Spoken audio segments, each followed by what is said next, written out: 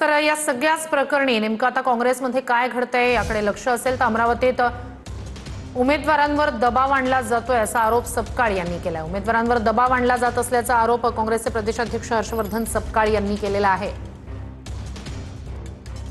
सर्व उमेदवारांवर मोठा दबाव आणला जातोय। घोडा बाजार मोठ्या प्रमाणावर सुरू झालेला आहे। ही वस्तुस्थिती आहे आणि या वस्तुस्थितीचा हा दुसरा अंक आहे।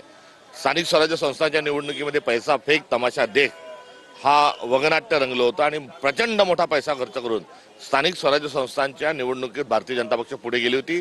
त्याचाच कित्ता हा या दुसऱ्या अंकात रंगवला जात आहे आणि यातून हे मदमस्त सत्ताधारी जे आहेत हे विधान परिषदेत जेव्हा जातील तेव्हा हा शेवटचा आणि तिसरा अंक आपल्याला दुर्दैवाने बघायला मिळेल। तर अमरावतीत यशोमती ठाकूर काँग्रेस पदाधिकाऱ्यांशी आज चर्चा करणार आहेत। अमरावती परिषदेच्या निवडणुकीत काँग्रेसचा उमेदवार मॅनेज झाल्याचा आरोप यशोमती ठाकूर यांनी केलाय। उमेदवारांना 15 ते 20 कोटी घेतल्याची चर्चा आहे असा आरोप यशोमती ठाकूर यांनी केलाय। अमरावतीचे काँग्रेसचे उमेदवार हर्षजित देशमुख यांच्यावर सध्या रुग्णालयात उपचार सुरू आहेत। 3 ते 4 दिवसांपासून देशमुख काँग्रेसच्या संपर्कात नाही अशी ही माहिती आहे।